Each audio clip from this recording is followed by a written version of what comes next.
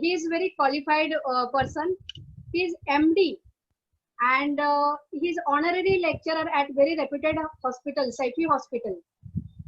Uh, he is lecturer in anatomy and physiology at Kala Vidya Sankul Polytechnic, and he is also examiner of the certificate course in acupuncture, जो Maharashtra state board का vocational education का course है. तो doctor को knowledge दोनों subject में है कि एनाटॉमी वगैरह जो है अपना मेडिकल लैंग्वेज का है वो भी है, एंड उसको हम नेचुरल वे से उसे हम लोग कैसे क्योर कर सकते हैं उसके बारे में भी है. तो मैं सभी लोगों की तरफ से डॉक्टर इमरान चिकानी का स्वागत करती हूँ हमारे इस आज के वेबिनार में. And welcome doctor, over to you. Thank you so much, madam, for this very kind and brief introduction. Am I audible to everybody clearly? Yes, yes. Okay, fine. So I'll start the proceeding. Now, since this was a topic given to me, and I believe most of the people here are from the, I think, alternative field of medicine, correct? And I believe most of them are concentrated on the practicing of the spine. I think most of the alternative medicine is revolving around the spinal thing. But most of the activities, balancing and chakras and everything is revolved around the spine. So, because as madam told, spinal ergonomics is a very important topic. Should I speak in Hindi preferably? Yes sir, preferably Hindi. Preferably Hindi, okay. So I'll switch to Hindi now.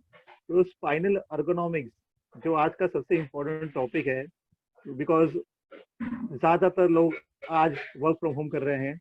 Everybody अपने laptop पे, mobiles पे, tablets पे work कर रहे हैं. Even office में भी chair के ऊपर क्राउच होकर बैठना, समवेयर और द अदर, ये लॉन्ग टाइम बैठना causes problems to the back, because the back is अपना बैक है, though it is designed to be flexible and maintain a correct posture, but हमारी क्रिया की वजह से हम उसको मेंटेन नहीं कर पाते हैं और उसकी वजह से प्रॉब्लम्स बहुत सारे आते हैं. तो सर्टेन सेट ऑफ फैक्टर्स जो है वो जो मैकेनिकल प्रॉब्लम्स जो होते हैं ergonomic related, and certain factors are which are because of body के इंटरनल कुछ प्रॉब्लम्स, डिजीज की वजह से स्पाइन के अंदर प्रॉब्लम आते हैं. Focus on how to understand the basic anatomy of the spine and then the disease related to that anatomy of the spine. Okay.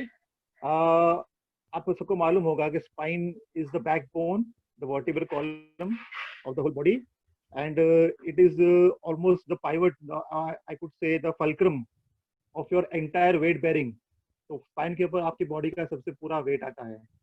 Okay, क्योंकि वो आपके central axis form करता है body की. बॉडी का जितना भी अलाइनमेंट है, बॉडी का जितना भी पोस्चरल, जो जितना भी टैक्स है, वो आपके स्पाइन के ऊपर पूरा आधार होता है उसको. So I think I'll start with my presentation that will explain you better in a very graphical understanding.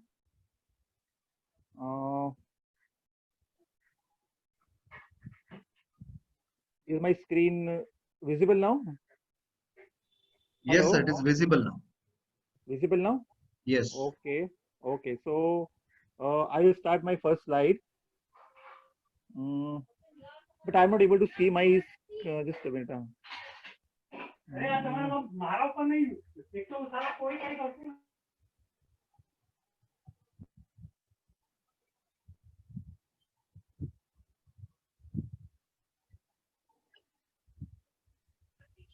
Hello? Hello. Yes, sir. I'm not able to see my screen. How do I screen share now? I have to go to the same thing? See, once you go to the share screen, you have to go to desired folder where your file is saved. I think in total there are 33 every vertebrae, out of which you can see cervical as 7, thoracic are 12, lumbar 5, sacral 5, and coccyx are 5. 33 pairs of total 33 vertebrae in the entire body. Okay. Now I've written cervical spine, quadriplegia, thoracic spine, paraplegia. These are the levels of the injury. अगर injury इस level पे होती है, spinal cord को trauma होता है, अगर cervical level पे trauma हुआ, तो it causes a quadriplegia. Quadriplegia is paralysis of all the 4 limbs, मतलब आपके दोनों हाथ और दोनों पैर। अगर इंजरी उसके नीचे के लेवल पे होती है, थोरैसिक स्पाइन पे होती है, तो it causes only paraplegia. Paraplegia could this paraplegia could be of either the upper limbs, or if you go on the lumbar spine, it, sir आपका शेयर स्क्रीन बंद हो चुका है शायद। I'll have to see. Okay, so I'm going to the next slide. Now, what is the main function of the spinal cord? Spinal cord के main क्रिया कार्य क्या है? तो स्पाइनल कॉर्ड बेसिकली आपकी एक ब्रेन की एक्सटेंशन है, जो ब्रेन से एक्सटेंड होके पूरा एक फिलामेंट आपके नीचे तक आता है, एंड इसके अंदर बंडल ऑफ नर्व्स होता है। These bundle of nerves are carrying impulses from the brain to the rest of the body, और बॉडी से वापस ब्रेन की तरफ। ओके, यहाँ पर दो किस्म का होता है, अपर और लोअर, असेंडिंग और डिसेंडिंग। स्पाइनल कॉर्ड को अगर आप ट्रांसवर्स सेक्शन करेंगे तो आपको उसके अंदर अलग अलग काइंड्स ऑफ ट्रैक्स मिलेंगे। ओके, इसमें कुछ ट्रैक्स है वो असेंडिंग ट्रैक्स है, और कुछ ट्रैक्स है जो डिसेंडिंग है। Ascending are the posterior columns, जो आपकी बॉडी से ब्रेन का इंफॉर्मेशन देती है। अगर बॉडी में कहीं आपको कुछ भी प्रॉब्लम है, कहीं भी कुछ फीलिंग है, पेन है या कुछ भी है, तो this information goes to the brain via the spinal cord. And again आपके ब्रेन की तरफ से कुछ भी इंफॉर्मेशन अगर आना है, hello, I think my screen is locking, so I think I have to unlock my screen, correct? Yeah. Because all the time it is locking, so I think you aren't able to connect my. Yeah. Make it unlock, so I think timer is there, so that's why it is going off. Yeah, I think I'll have to go into settings and get it done. Just a minute, huh? Yeah, not an issue. Please take your time. Spinal cord is a thin, long bundle of nerves, tissues supported by cells, and connecting the brain and also the back and the neck. Okay. Spinal cord receives and transmits electrical impulses. यह मैंने बताया आपको कि आपकी जो भी impulses है body की तरफ, जो भी आपके नर्व स्टिमुलेशंस है which is going from the body, like pain, touch, okay, tactile, barometric, जितने भी आपके नर्व एंडिंग्स है, आपके रिसेप्टर्स है आपके बॉडी पे, उसकी सारी information in different segments of the spinal cord, it is reaching your brain through the spinal cord. And the spinal cord is protected by a bony cage which we call the vertebral column. Vertebral column, जो आप normally अगर आप अपने back पे आपकी उंगली फिराएंगे तो आपको बोन्स बीच में दिखेंगे, that is your vertebral column. I'll just go to the next slide. Now these are the movements of the spinal cord or around the whole vertebral column, which you can do: flexion, forward bending, extension is again straightening up, lordotic, we call it lordotic, and then again left and right bending, the lateral positions, and also the rotations, जो आप tilt अपने आप को tilt करते हैं spine के axis के ऊपर, लेफ्ट और right. Now these are the motion segment. Motion segment क्या है? आपकी स्पाइन्स, जो आपकी स्पाइन है, इसके बीच में आपको अगर ये दिखेगा, ये जो पोर्शन है जो मैंने सर्कल किया हूँ, करेक्ट, ये आपका स्पाइन्स के जो बीच में कनेक्शन है, जॉइंट है, इसको हम फैसेट जॉइंट बोलते हैं। These are facet joints.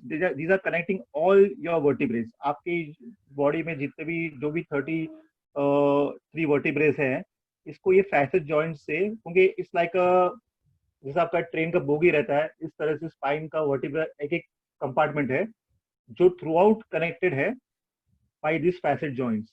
Okay, तो कंपोज्ड ऑफ 2 एडजेसेंट वर्टिब्रेज, ऊपर और नीचे के जो कंसेक्यूटिव वर्टिब्रेज है वो, और उसके बीच में एक इंटरवर्टिब्रल डिस्क, जो आपको नॉर्मली जो आपको डिस्क क्या बोला जाता है, ये जो ये है बीच में दिख रही है आपको, जो 2 वर्टिब्रेज के बीच में like a sandwich, this is a vertebral disc. It's like a cushion. It's made of annulus and it is like a shock absorber. Okay, आपकी बॉडी स्पाइन, आप जब भी आप मूवमेंट्स लेते हो और जो भी उसके अंदर मूवमेंट्स के साथ में जो भी जर्क्स आते हैं, आप it is somewhat cushion by the spine by this disc. ये डिस्क को वो जो भी जर्क्स है उसका जो इम्पैक्ट है वो अपना पे वो एब्जॉर्ब कर लेती है. तो एंटायर स्पाइन के जितने भी वर्टिब्रेज है वो सब के बीच में आपको ये डिस्क मिलेगी. Okay, intervertebral disc. and obviously there are the connecting ligaments. Spine के अंदर, if I'm not mistaken, there are more than 5 ligaments: anterior, posterior, transverse, supraspinous, and the ligamentum flavum. 2 facet joints जो मैंने आपको अभी बताया.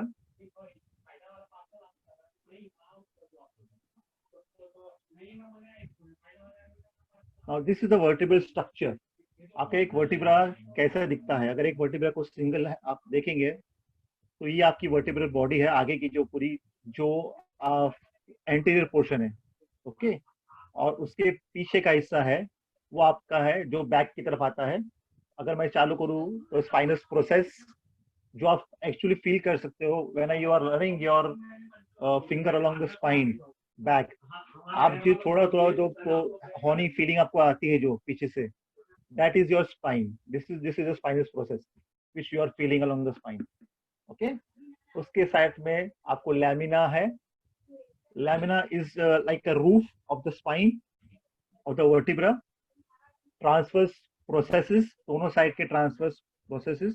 These processes are there to hold the spinal ligaments. आपके जो spinal ligaments है, आपकी spine है, उसके चारों तरफ ligaments का structure है. लॉन्जिट्यूडनल जो एक ऊपर से लेके नीचे तक के लिगामेंट का अरेंजमेंट है. अब ये लिगामेंट्स को आधार देने के लिए, इसको बेस देने के लिए या इसको पाइवट करने के लिए, अटैचमेंट देने के लिए, these are the transverse processes on both the ends which attach the ligaments. Then there is a pedicle. Then बीच में जो आपको दिख रहा है that is a vertebral foramen. This vertebral foramen is actually the place from where your spinal cord will pass. आपका जो brain से जो स्पाइनल कॉर्ड का छोटा सा जो एक जो एक्सटेंशन है, it will foramen throughout, right from the base of the brain आपके till your L2 segment of the vertebra. And this which I am showing is the superior articular process. ये आपके स्पाइन के हर spine के vertebra के पास आपको जो ऊपर का सेगमेंट जो उसके ऊपर के वर्टिब्रा से जॉइन होता है, उसका ये सुपीरियर आर्टिकुलर प्रोसेस से जॉइन होता है. सिमिलरली इसके नीचे, ये वर्टिब्रा के नीचे, इसके बराबर नीचे इंफीरियर आर्टिकुलर प्रोसेस है जो कि उसके नीचे के वर्टिब्रा के सुपीरियर प्रोसेस से जॉइन होता है. इस तरह से वो स्पाइन एक दूसरे से फैसेट जॉइंट से कनेक्ट होते हैं. The vertebral arches, anterior arch और posterior arch. Okay. Anterior arch is obviously आपकी जो anterior portion है वो आपका vertebrae से पूरा connect हुआ है. तो आपका anterior जो पूरा vertebral body है that will comprise most part of the anterior arch. और आगे का जो pedicle का थोड़ा सा हिस्सा है 1/3 body वो, and the posterior arch will comprise of the whole behind segment of the whole back segment of the whole segment. Okay, including the transverse processes, the laminas, and the spinous process, along with your vertebral foramen. Cervical vertebrae. Again, now we come to the individual segment. आप spinal vertebral column के जो first segment है जिसको हम cervical, जो कि आपकी गर्दन के हिस्से में रहती है, आपके neck के पार्ट में जो रहता है, these are known as cervical vertebrae. Total they are 7. For numbering we number C1 से C7 करते हैं. cervical spine 1 to 7. इसमें जो C1 और C2 और C7 they are atypical. इनका थोड़ा सा आकार थोड़ा सा अलग है, जो नॉर्मल बाकी के वर्टिब्रेट से थोड़ा सा विपरीत है, क्योंकि इनके कुछ खास फंक्शंस, कुछ खास एनाटॉमिकल उसके यूजेस है. और बाकी जो टिपिकल वो आपके 3 से 3 से C3 से C6. Now the first vertebra which is known as atlas. ये atlas vertebra है. इसका नाम atlas इसके लिए दिया गया है बिकॉज अगर आपने पुरानी जो एटलस साइकिल कंपनी आपने देखी होगी, उसका एक चिन्ह रहता था जिसमें एक आदमी के सर के ऊपर पूरा जो है अर्थ उसने उठा के रखा हुआ है. तो वो एटलस का सिंबल क्या है कि it signifies that it is carrying the entire skull. ये एटलस के ऊपर जो फर्स्ट वर्टिब्रा है, इसके ऊपर आपका डायरेक्टली आपका स्कल है, आपका पूरा हेड है. तो दिस एटलस है, ये आपके पूरे स्कल को कैरी कर रहा है. Okay, that's why it is name as an atlas vertebra. Okay, the second vertebra is your axis, which is just below the atlas. It is the C2 vertebrae. Okay. अब आप spine का अगर alignment देखेंगे, you see the spine is not straight. एक single, एक जैसा एक लकड़ी की काट जैसा नहीं है, उसमें बैंड ऑफ कर्व्स है. If you can see, cervical spine का एक कर्व है. उसके बाद में नीचे उतरो तो again thoracic spine, cervical spine is concave, then the thoracic is convex, again there is a concavity in the lumbar spine. Okay, this is to give the spine एक ये आकार क्यों दिया गया है, क्योंकि इससे आपकी ergonomics जो मैंने पहले बताया था, इसमें आप आपका जो पोस्चर होता है, जो अलग अलग पोस्चर्स है, सिटिंग है, बेंडिंग फॉरवर्ड है, ये सब हो पाता है. और इससे क्या होता है, स्पाइन का जो इम्पैक्ट है, आप जब स्पाइन आप जो भी बॉडी का पूरा जो भी वॉकिंग है, जो भी जिसपे आपके बॉडी का पूरा वेट का इम्पैक्ट जो सेंट्रल स्पाइन पे आता है, ये अरेंजमेंट से वो स्पाइन का इम्पैक्ट है वो बहुत ही डिस्ट्रीब्यूट हो जाता है, प्रॉपरली इवनली डिस्ट्रीब्यूट हो जाता है. इसलिए आपका अगर आपका स्पाइन एक लकड़ी की काट होती तो हो सकता है आप उतना उसको प्रॉपरली ना उसको मूवमेंट कर पाते, और मेरे ख्याल से कुछ भी काम करने पे, कुछ भी जर्क्स पे, उसमें इमीडिएटली फ्रैक्चर्स है, उसमें इमीडिएटली कुछ ना कुछ कंप्रेशन हो जाता है. और this special arrangement like a curve S body or the spine, पूरा vertebral column का, is only because to diffuse the weight of the whole body, of the whole central axis of the spine. Okay, we go to the typical vertebrae. Spine C3 to C7. अब इसकी खासियत क्या है, थोड़ा हम अभी खाली सर्वाइकल स्पाइन के बारे में बात कर रहे हैं. वर्टिब्रेज, इसमें आप देखेंगे तो उसकी बॉडीज बहुत स्मॉल है, बहुत ही छोटी छोटी बॉडीज उसकी. ओके, बिकॉज ऑब्वियसली आपकी गर्दन की जो एरिया है ये बहुत नैरो है, बहुत स्मॉल है, इसमें इसकी बॉडीज बहुत स्मॉल है. Largest spinal canal, because spinal cord यहाँ से शुरू होता है, और यहाँ से स्पाइनल कॉर्ड जो आपका दो जगह पे वो थोड़ा सा ब्रॉड रहता है.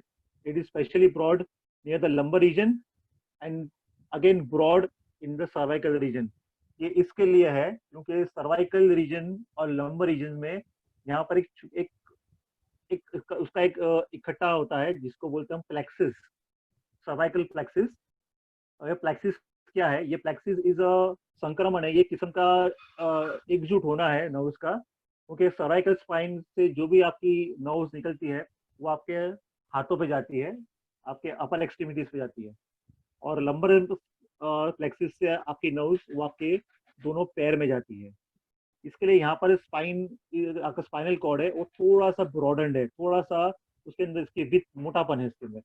इसके लिए यहाँ पर जो स्पाइनल कैनाल आपकी जो वर्टिब्रल कैनाल है आपकी, ये थोड़ी सी बड़ी है.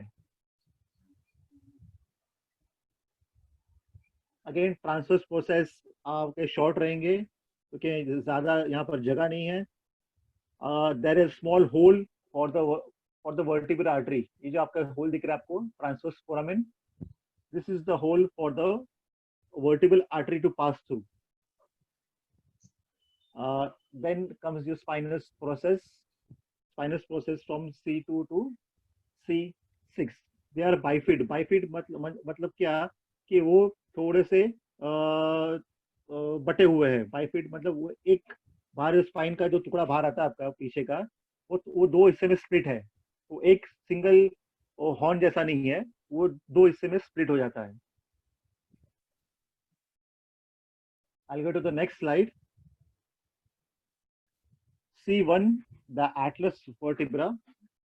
अभी इसका देखेंगे आप, इसके vertebral foramen is the biggest because आपका डायरेक्टली मेडुला ऑब्लोंगाटा इसके ऊपर होता है. ब्रेन से जो निकल के आता है मेडुला ऑब्लोंगाटा, डायरेक्टली इसका कनेक्शन यहाँ से होता है. Okay, a part of the medulla almost comes into the first cervical spine. इसलिए इसका बॉडी सबसे ज्यादा, इसका फोरामेन जो है सबसे ज्यादा बड़ा है.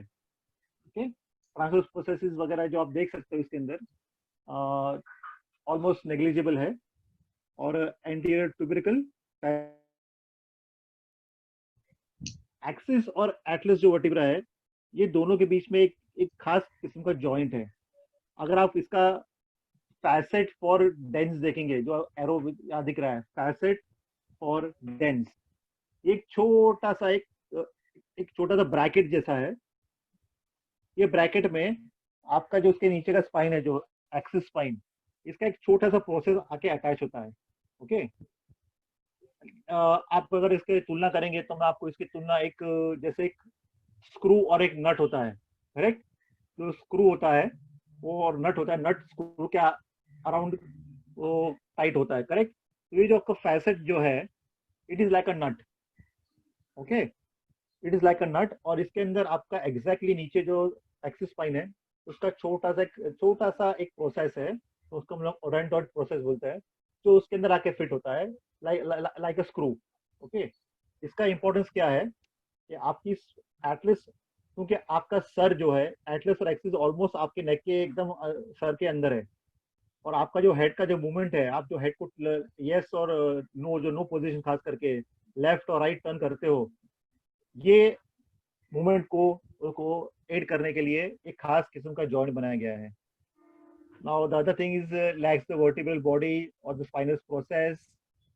आर्टिकुलर, मैंने बताया articular surfaces, atlanto occipital joint, जो मैंने आपको अभी बताया, बिकॉज आपका एटलस जो है ये डायरेक्टली आपके ऊपर के जो बेस ऑफ द स्कल, जो इसको हम लोग ऑक्सीपिट बोलते हैं, ऑक्सीपिट बोन, उससे अटैच्ड है। मैं नेक्स्ट स्लाइड पे जाऊंगा तो आपको थोड़ा ज्यादा समझ में आएगा। Okay, this is a cervical spine 2। यहाँ पे आपको ये दिख रहा है, मैंने बताया था आपको, जो ओडोंटॉइड प्रोसेस, डेंस को बोलते हैं। This process is actually a small screw के जैसा, एक छोटा सा एक बारीक सा एक हिस्सा ऊपर आता है, जो आपके उसके फैसेट में जाके एटलस के नीचे से जाके उसमें ज्वाइन होता है, जिसको आप जैसे उसका स्क्रू और नट का अलाइनमेंट होता है। ओके, तो इसके ऊपर आपका पूरा जो हेड का जो टिल्टिंग एंड टर्निंग है, इसके जॉइंट के अराउंड होता है। You can see this dense or rotated process is the body of atlas, and it signifies the pivotal movement of no, जो हम नो बोलते हैं, लेफ्ट और राइट सर घुमा के। Okay, now we go to the directly cervical spine C7, जो आपका लास्ट वर्टिब्रा है सर्वाइकल सेगमेंट का। नाउ इसका एक ही खासियत है, जो इसका जो स्पाइनस प्रोसेस है, it is the almost most prominent, और ये बाइफिट नहीं है, ये सिंगल हॉर्न लाइक है, और ये सबसे बड़ा है। अगर आप अपना एक लैंडमार्क, सरफेस एनाटॉमी का लैंडमार्क है, अगर आप अपने सर के नीचे फॉलो करेंगे, शोल्डर के बीच में जाएंगे, तो आप इस स्पाइन को फील कर सकते हो। If you just move your finger between your shoulders just below the neck, आपको सबसे ज्यादा जो प्रोमिनेंट, जो आपको एक बोनी प्रोमिनेंस आपके हाथ में फील होगा, that is actually the spinous process of the cervical spine, C7. Okay, the spinous process is usually not bifid. Now the next segment is your thoracic segment. इसमें 12 वर्टिब्रेस है, 1 to 12। इसकी बॉडी अगर आप देखेंगे, ये ग्रेजुअली इसकी body है जो धीरे धीरे करके चौड़ी और मोटी होती जाती है, from up to down, top to bottom. This is because इसके ऊपर आपका वेट धीरे धीरे धीरे करके आपका वेट आ रहा है उसके ऊपर, तो एक से दूसरे के ऊपर, दूसरे से तीसरे के ऊपर, वो वेट को वो करने के लिए, उसको रिफ्यूज करने के लिए, इसका जो बॉडी है ये धीरे धीरे करके अपने आकार में थोड़ी सी चौड़ी और ज्यादा फैलती जाती है। Okay, the pedicles are small in diameter and laminae is vertical like a roof tile arrangement. आपने देखा होगा, जो पुराने घर होते हैं जिसके ऊपर वो कवेलू रहता है, उस पे जो टाइलिंग अरेंजमेंट रहता है, overlapping each other one another. Okay, this is exactly in that fashion. Spinous process is downward projected. A downward projection of spinous process is because आप जब बैठते हो तो आप अपनी बैक को किसी भी चीज पे आप उसको जो रेस्ट करते हो, जैसे चेयर का जो बैक रेस्ट है, सोफा का बैक रेस्ट है, तो ये बैक रेस्ट है, ये आपके स्पाइनस प्रोसेस अब डाउनवर्ड मूवमेंट है, इसलिए आपको वहां पर वो आपको हर्ट नहीं होता है, just to not to hurt. अगर आप डायरेक्टली स्ट्रेट होते तो शायद आप पीछे बैक को आप रेस्ट करके बैठ नहीं पाते, तो कॉन्स्टेंटली आपको वो हर्ट फील होता रहता है, बिकॉज यहाँ पर आपका आर्च जो है स्पाइन का एक कॉन्वेक्स है, आपका जो स्पाइन है वो थोड़ा सा बाहर निकल रहा है बैक की तरफ से, इसलिए अगर आपके प्रोसेस स्ट्रेट रहेंगे तो आपका ये जो आर्च बाहर निकल रहा है जो, ये बराबर आपके बैक रहे, कहीं भी आप उसको रेस्ट करते हो तो उसके बराबर आपको हर्ट करते रहेंगे. That is why the processes of spinal this process are downwardly bent. Intervertebral foramen is larger, less incidence of nerve compression. Okay. I'll go to the next slide. Next is आपके lumbar vertebrae जो बराबर उसके नीचे है 12 from the T12 vertebrae से L1 चालू होता है, L1 से लेके L5 तक आपके lumbar vertebrae. ओके. इसकी बॉडी ऑब्वियसली बहुत मेजर रहती है, बड़ी रहती है और एकदम सिलिंड्रिकल शेप रहती है. यहाँ पर आपके बॉडी का सबसे ज्यादा वेट आता है. आप जब बैठते हो या आप चलते हो या आप जब जंप लेते हो तो आपका जितना भी बॉडी का लोड है वो सबसे ज्यादा मैक्सिमम लंबर स्पाइन को बेयर करना पड़ता है, लंबर वर्टिब्रेस को. इसकी बॉडी सबसे ज्यादा स्ट्रॉन्ग और सिलिंड्रिकल है. The foramen is triangular and larger than in the thoracic vertebrae. Transverse processes are thin, long, except L5, which are massive and cone shaped for the attachment of the iliolumbar ligaments. Because L5 is almost your last lumbar vertebrae or the last vertebrae in the entire vertebral column. और यहाँ से आपका जितना भी spinal ligaments है इसका attachment यहाँ पर आके लगता है तो in the last L5 vertebra. I just go to the next slide. Now the sacrum. आप sacrum देख सकते हो, एक triangular bone है like a butterfly. Okay. It is exactly just below the lumbar, जहाँ पर आपकी हिप्स जो बोलते हैं, आपकी जो हिप्स उसके बराबर बीच में ये पोर्शन है. This portion is known as sacrum. This is also vertebra ही है, ये भी 5 वर्टिब्रा का कॉम्बिनेशन है, लेकिन यहाँ के वर्टिब्रेज कंप्लीटली फ्यूज्ड है. मतलब इसके बीच में कोई भी मूवमेंट्स, कोई भी फ्लेक्शन एक्सटेंशन पॉसिबल नहीं है. ये कंप्लीटली एक दूसरे से फ्यूज्ड है. के बीच में छोटे छोटे आपको जो होल्स दिखे दोनों साइड पे, ये उसके फोरामेन है. ओके. और बाकी के उसकी जो सेंट्रल बॉडी है और साथ में उसके जो ट्रांसवर्स प्रोसेस जो निकल रहे हैं आप देख सकते हो. This are the sacral ligament, this is the sacrum. और साइड पे सैक्रम के साइड पे आप देख रहे हो फैसेट आर्टिकुलेशन. यहाँ पर आपका जो पेल्विक बोन है, जो इनॉमिनेट बोन है आपका इलियम, इलियक और प्यूब्स, तो यहाँ पर आपका इलियक बोन का अटैचमेंट है. जो फैसेट है जो ब्लू कलर में आपको दिख रहा है, आपका पेल्विक बोन यहाँ पर उससे कनेक्ट होता है और पूरा एक बकेट टाइप का अरेंजमेंट, एक बाल्टी रहती है वैसे एक बकेट अरेंजमेंट पूरा हो जाता है आपके पेल्विक बोन के साथ में. ओके. तो your full base of your hip is connected to your vertebral column और spine at this facet joint. Okay, this is again a sacrum, a triangular, inverted triangular bone. और उसका जो last का tip जो coccyx bone है, ये coccyx भी 5 वर्टिब्रेस का छोटा सा फ्यूज्ड एक छोटा सा टेल बोन उसको हम बोलते हैं, टेल बोन है. But it has got no intervertebral disc, no foramens, nothing. Okay. You can see the sacral horns which are attached to the lower articular facet of the L5 vertebrae. These are the pedicles, the dorsal foramens, and the sacral hiatus. Hiatus मतलब आपका एकदम बीच का हिस्सा, central part of the sacrum, जहाँ पर दोनों vertebrae दोनों part almost fuse हो जाते हैं. I'll get to the next slide. The coccyx, small triangular tail bone, articulates with the inferior surface of the sacrum, represents 4 fused coccyx vertebrae, and it is characterized by a small size and by the absence of, I told you, vertebral arches or any vertebral canal.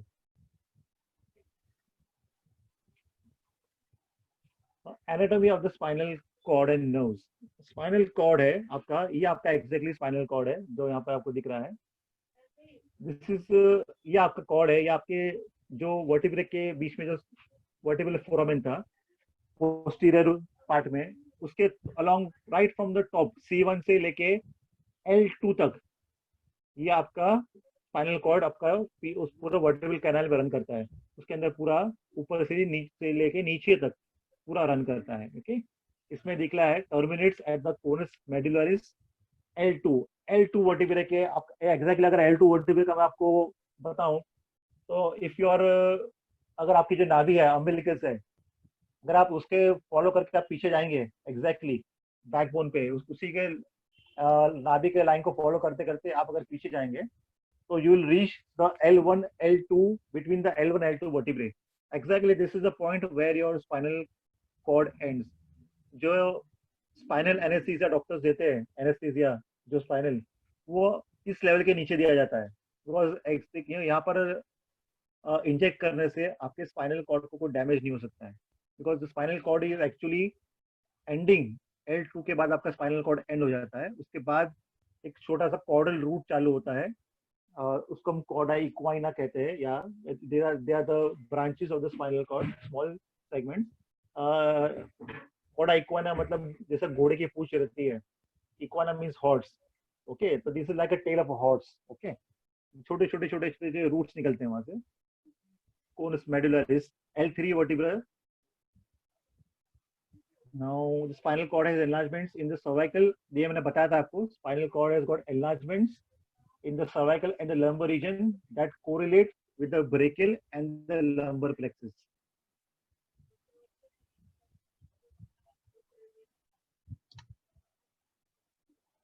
अब आप देखेंगे दोनों spinal cord है ना, इसके दोनों sides पे से, दोनों एंड्स पे से आपको स्पाइनल नर्व्स निकलती है। There are 31 pair of spinal nerves starting from C1, okay, to right to the L3. I'll just go to the next slide. Now ये स्पाइनल कॉर्ड है, spinal cord is enclosed by, spinal cord होता है obviously वो एक, because it is a nerve structure, neural structure, इसका protection बहुत जरूरी है। It is surrounded by 3 layers. The outer layer is a dura matter. उसके बाद का मैटर है वो एरेग्नॉइड मैटर है, और सबसे इंटरनल जो अंदर का मैटर है वो पाया मैटर है। ओके, और जो ड्यूरा मैटर और एरेग्नॉइड मैटर के बीच में एक छोटा सी स्पेस है, जिसको हम एरेग्नॉइड स्पेस कहते हैं। Okay, arachnoid space. Now if you see, आपको यहाँ पर एक अरेंजमेंट दिख रहा है। This is actually your cut section of a spinal cord. मैंने स्पाइनल कॉर्ड को बीच से कट करके अगर आप देखेंगे तो आपको ये दिखेगा, इसके अंदर आपको बीच का जो हिस्सा दिख रहा है that is the grey matter, and along grey matter जो आपका छोटा बीच में जो एच शेप दिख रहा है, जो एच शेप है that is the grey matter, और उसके बाहर जो है वो है आपका व्हाइट मैटर। ओके, तो दिस इज जो गोल सर्कल दिख रहा है वो व्हाइट मैटर है, उसके अंदर जो एच है वो आपका ग्रे मैटर है। ओके, और उसके बाद आपका स्पाइनल कॉर्ड की शीट्स है जो डिफरेंट ड्यूरा मैटर, पाया मैटर और ओरल में। The pia and the aggregate spines are separated by the aggregate space which contains the cerebrospinal fluid. अब ये cerebrospinal fluid है जो CSF जिसको नॉर्मली हम लोग बोलते हैं, ये आपके ब्रेन के वेंट्रिकल्स में बनता है। ब्रेन, आपका जो ब्रेन है इसमें थोड़े से छोटे से स्पेसेस रहते हैं, वैक्यूम स्पेसेस है, जिसके अंदर से ये खास किस्म का एक लिक्विड पैदा होता है, सेरेब्रोस्पाइनल फ्लूइड।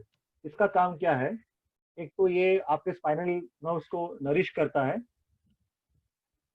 और ऊपर ये आपके स्पाइनल कॉर्ड को थोड़ा सा उसको थोड़ा सा आपको प्रोटेक्शन भी देता है again from friction, from any kind of injury, from any kind of burden. Okay, और आपको जो साइड से दिख रही है, आपको दिख रही है स्पाइनल नर्व्स जो दोनों साइड से निकल रही है, लेफ्ट और राइट के ऊपर। These are your spinal nerves. I go to the next slide. Okay, इसमें और भी डिटेल में दिया गया है ना। आप देख सकते हो आपके एक स्पाइनल कॉर्ड के एक सेगमेंट से there are many small rootlets. Okay, और ये सब जो 3-4 रूटलेट्स है, छोटे छोटे रूटलेट्स, ये बाहर निकल के एक कॉमन नर्व बन जाते हैं, spinal nerve, one common spinal nerve. लेकिन ये रूटलेट्स बहुत तीन एटलीस्ट 5-6 अलग अलग जगह से छोटे छोटे निकल के they combine and they form one spinal nerve. अब ये आपका spinal white matter, anterior median fissure, posterior median fissure, ये आपका स्पाइनल कॉर्ड का अरेंजमेंट है।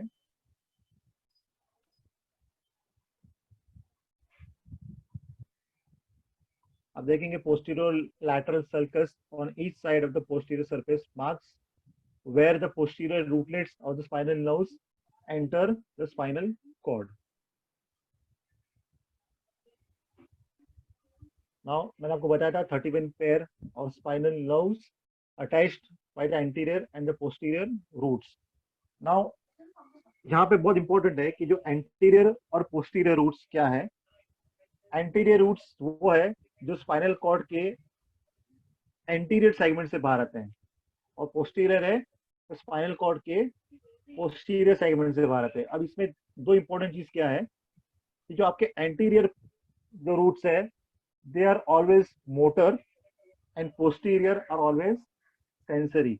अब ये मोटर और सेंसरी, ये आप अगर आप नर्वस सिस्टम स्टडी कर रहे हो तो आपके लिए ये दो चीज को ध्यान रखना बहुत जरूरी है कि मोटर और सेंसरी क्या है। Sensory is always related to sensations, और ये जो है पोस्टीरियर कॉलम्स में होता है, और ये जो उसका जो सेंसरी जो पाथवे है ये हमेशा बॉडी से ब्रेन की तरफ रहता है।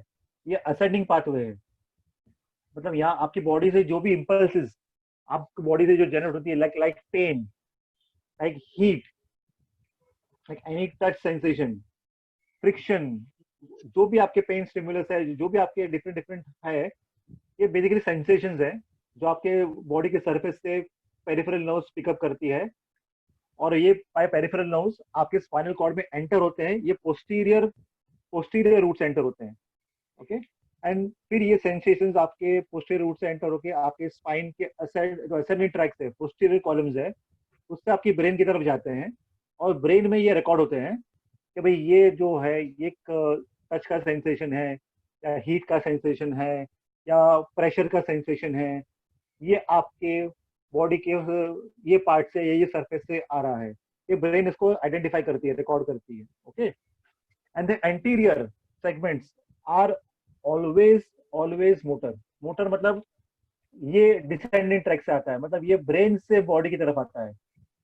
जो पोस्टीरियर था, सेंसरी था, ये बॉडी से ब्रेन, एंटीरियर है ये ब्रेन से बॉडी की तरफ। मतलब अगर एक हम लोग उसको एक स्पाइनल वो बोलते हैं, स्पाइनल रिफ्लेक्स बोलते हैं, स्पाइनल आर्क बोलते हैं, रिफ्लेक्स आर्क, जो कि ऐसा है कि अगर मेरे बॉडी के सरफेस पे समझो हाथ पे किसने मेरे को कोई गर्म चीज लगा दी, तो मेरे हाथ के जो स्किन के जो टैक्टाइल रिसेप्टर्स हैं, यहाँ से वो इम्पल्स मेरे पेरिफेरल नर्व्स को लेके मेरे स्पाइनल कॉर्ड के जो हाथ के जो सेगमेंट है, जो कि एग्जैक्टली मेरे ख्याल से सर्वाइकल स्पाइन में आएंगे, वहां से वो स्पाइन में एंटर होंगे, और वहां से वो पेन का जो हीट का जो पेन का जो है वो मेरे ब्रेन में जाएगा, और ब्रेन में ब्रेन में आपका पूरा बॉडी का मैप रहता है, exactly with all your 4 limbs body का पूरा मैप रहता है। वो एग्जैक्टली उस जगह रीच करेगा जहां पर मेरा वो हाथ का वो जो नर्व फाइबर्स जो उसका सेंसेशन है, और एग्जैक्टली वहां से उसका जो मोटर जो आंसर है उसका, दैट विल बी कि मैं अपना, अगर आपको किसी ने गर्म चीज लगा तो आप अपने हाथ को वहां से हटा लेंगे और उसको पीछे खींच लेंगे, या उसको वहां उस जगह से निकाल लेंगे। तो ये जो एक्टिविटी है ये रिस्पॉन्स है उस सेंसेशन का जो आपके बॉडी के अंदर आया है। ये रिस्पॉन्स है ऑलवेज मोटर रहेगा। मोटर मतलब almost it is related to the motor means muscles. अगर आपको आपके हाथ को वहां से हटाना है तो उस हिस्से को हटाने के लिए कौन से मसल्स को काम करना पड़ेगा, उसको वहां से मूवमेंट्स देके वहां से हटाने के लिए, दैट एक्टिविटी आपके ब्रेन डिसाइड करेगा कि भाई अगर मेरे हाथ के समझो मेरे रिस्क के ऊपर कोई चीज ऐसी है जो मुझे पेन दे रही है, तो मेरे को रिस्ट को, हाथ को वहां से हटाने के लिए कौन से मसल्स को मेरे को एक्टिवेट करना पड़ेगा, एक्टिविटी में लाना पड़ेगा कि मेरा हाथ वहां से उस जगह से हट जाए। ये मेरा ब्रेन का रिस्पॉन्स होगा, और ये रिस्पॉन्स हमेशा मेरे एंटीरियर, मतलब मेरे मोटर सेगमेंट से आएगा। It will be always from my motor segments. Okay, so anterior segments are always motor and posterior are always sensory. Again, posterior are always ascending from the body towards the brain, and motor are always anterior and descending, that is from the brain to the body. ये याद रखना। इसका एक बहुत simple formula मैं आपको एक word देता हूँ, that is known as same, SAME, same. Okay, same means S for sensory, A for ascending या afferent, हम लोग उसको afferent भी बोलते हैं, आप लोग उसको ascending तौर पे याद रख सकते हो, ठीक है। Same, sensory, ascending। और उसका जो लास्ट का जो दो वर्ड है ME is motor, motor and efferent, efferent means it is descending, coming from up to down। Okay, तो ये सेम आप जो वर्ड याद रखेंगे तो आपको इसका एग्जैक्टली फंक्शन मिल जाएगा। Sensory is ascending or afferent, and motor is always descending and efferent। ठीक है। Each root is attached by a series of rootlets which extend the whole length of the corresponding spine segment of the cord. Each posterior nerve root possesses a posterior dorsal root ganglion, the cells of which give rise to the peripheral and central nerve fibers। Okay, यहां से हम आगे बढ़ेंगे थोड़ा और। The next slide. Each spine nerve divides or it emerges from the intervertebral foramen। अगर मैं आपको intervertebral foramen बताऊं तो I'll have to go to the back slide। Yes, ये आपको देखेंगे हर वर्टेब्रे के बीच में आपको पीछे छोटा सा एक गोल किस्म का फोरामेन दिख रहा है, दैट इज द इंटरवर्टेबल फोरामेन। ये जो जहाँ पर गोल गोल मार्क किया हुआ आपको दिख रहा है, ये गोल सर्कल मारा हुआ है, दिस इज द इंटरवर्टेबल फोरामेन। आपकी जो स्पाइनल नर्व है यहाँ से स्पाइनल कॉर्ड से बाहर आती है, यहाँ से बाहर आके then it goes and spreads in the body in the peripheral nervous system. ये आपका इंटरवर्टेबल फोरामेन है।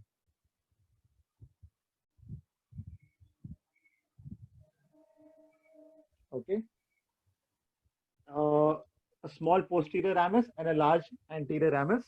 posterior rami innervates the, अभी इसका बैक एक स्लाइड फिर बैक जाता हूँ। जो पोस्टीरियर रैमस है, इसका एक पोस्टीरियर रैमस मतलब एक छोटा सा पोस्टीरियर ब्रांच आप उसको बोलते हैं, छोटा सा पोस्टीरियर उसका एक छोटा सा ब्रांच है जो आपकी बैक की जो मसल्स है, स्पाइनल मसल्स है जो उसको सप्लाई करता है। Mostly the skeletal muscles of the body including your abdominal muscles, your trunk muscles, your chest muscles, जो कि स्केलेटल मसल्स है, जो आपको रेस्पिरेशन में यूज होती है, आपके ब्रीदिंग में यूज होता है, आपके एब्डोमिनल गार्डिंग में यूज होता है। These are the muscles of the anterior rami।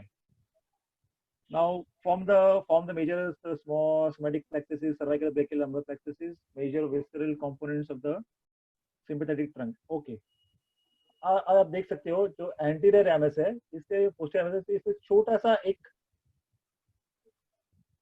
Ganglion बाहर आता है। This is known as the sympathetic ganglion. Sympathetic ganglion मतलब ये आपके जो ऑटोनोमिक नर्वस सिस्टम है उसका दो पार्ट में डिवाइडेड है, बराबर ना। उसमें एक तो सिंपैथेटिक और पैरासिम्पैथेटिक। सिंपैथेटिक नर्वस सिस्टम है, इसके सारे ब्रांचेस आपके पोस्टीरियर नर्व रूट से आगे वर्टिब्रल बॉडीज के दोनों साइड में as a sympathetic ganglion every vertebrae right from C1 to L5 exactly arrangement रहता है। This is your part of your autonomic nervous system और this is the sympathetic branch और sympathetic nervous system.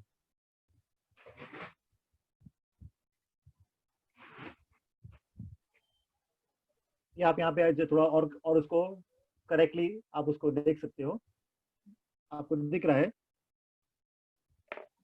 जो लाल में है वो आपके पोस्टीरियर रूट है, और जो ब्लू में है वो आपका एंटीरियर रूट है। आप देख सकते हो एक छोटा सा जो सर्कल दिख रहा है आपको ब्लू का, वो आपका स्पाइनल कॉर्ड के ग्रे मैटर के अंदर एक छोटा सा, उसको हम बोलते हैं एंटीरियर हॉर्न। मतलब यहाँ पर आपके मोटर जो आपके जितने भी से है, उसके सेल्स रहते हैं इधर।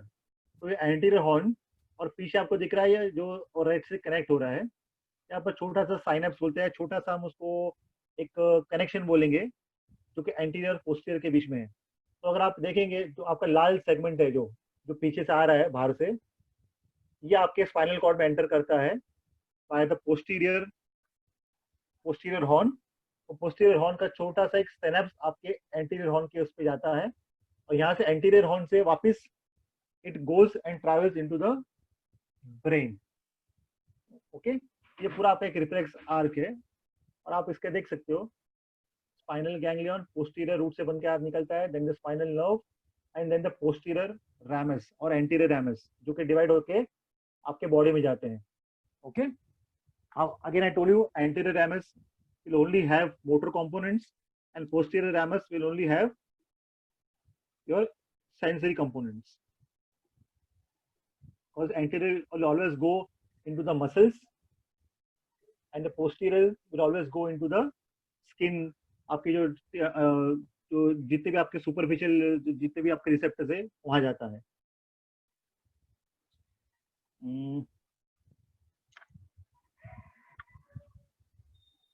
ये एक बहुत इंपॉर्टेंट डायग्राम है जो आपको बहुत हेल्प कर सकता है।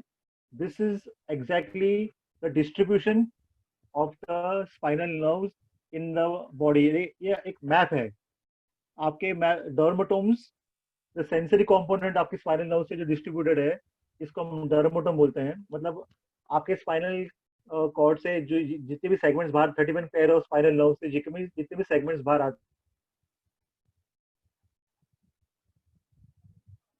सेगमेंट्स बाहर आते हैं, ये आपके बॉडी के अलग अलग पार्ट्स को इनोवेट करते हैं या सप्लाई करते हैं। और ये डर्माटोम्स है, ये खाली सेंसरी इनपुट्स है, ये सिर्फ सेंसरी है, इनमें सिर्फ सेंसेशंस रहते हैं। आप देख सकते हो बॉडी का पूरा बॉडी को मैप किया गया है, इसमें थोड़ा छोटा दिखेगा लेकिन ये आपको नेट पे मिल जाएगा। Every dermatome is carrying a label of a particular spinal segment, C1, C2, C3, C4, इस तरह से पूरा बॉडी पे इसका मैप किया गया है। ओके, सिमिलरली आपके मायोटोम्स भी रहते हैं इसके अंदर, आपको देख सकते हो एंटीरियर और पोस्टीरियर मैंने यहाँ पर टैग में बना गया है। Similarly there are myotomes which are supplying the muscles of the trunk and the body.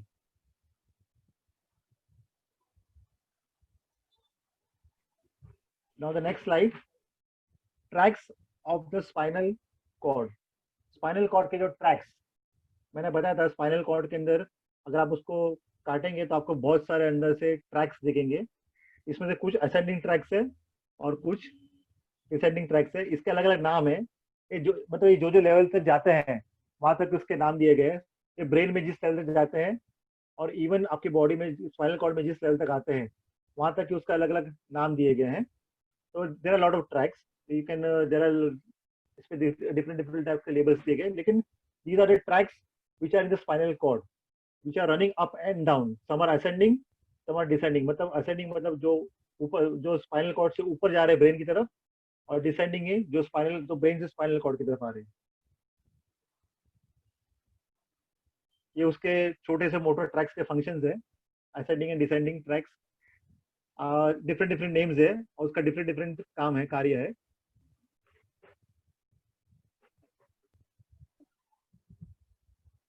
Ascending sensory tracts and descending are the motor tracts. Cervical tracts centrally located, these are the just उसके geographical distribution है। I don't think this is important for okay, now we come to the most important part जो आप सबको जानना है, are acumeridians along the spine, because I believe आप लोग most of the people are acupuncture related or maybe alternative therapist। तो acupuncture के लिहाज से जो मेरिडियंस है जो आपके स्पाइन पे आते हैं, they are the UV meridians and the due or the governing vessel meridian. Okay. अब इसके जो corresponding segments है जो आपके spine पर located है, इसमें मैंने दिया bladder 11 से bladder 30. ये आपके spine के जो middle spine है उसके exactly 1.5 आपको अगर रीडिंग्स पता होगी तो 1.5 कुन lateral to the center of the spine आपके located है. ये आपके right from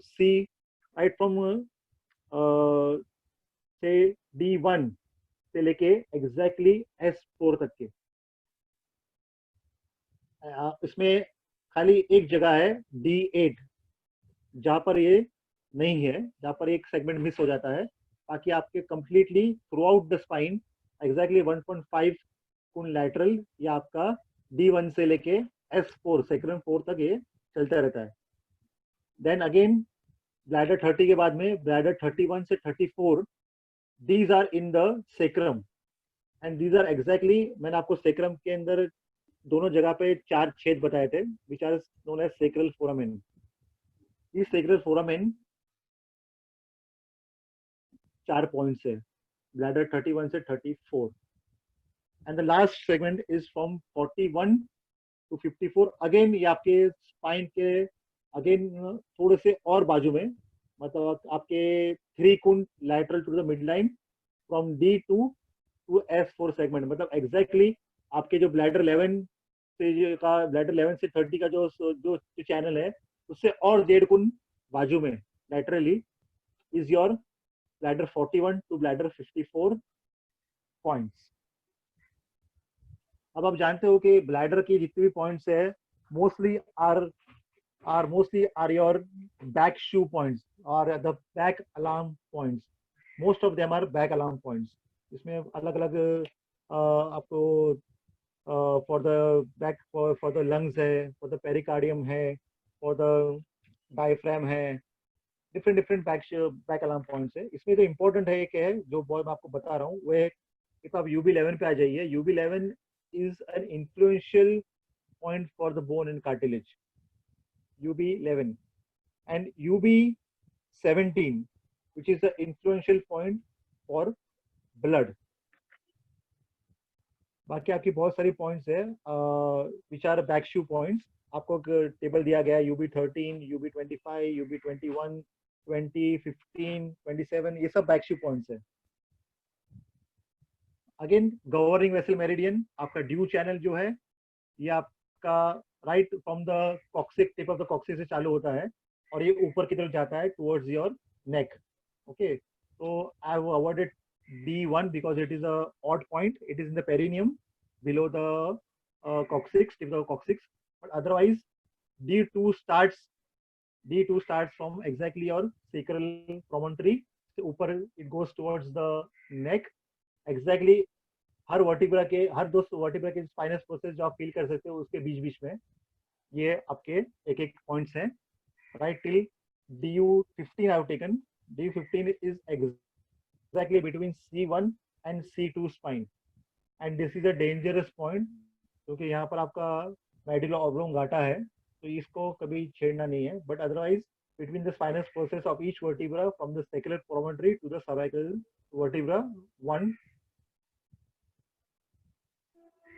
extra points भी है आपके. Extra point number 21, which is a series of 28 points on both sides of the vertebra, we call it paravertebral region.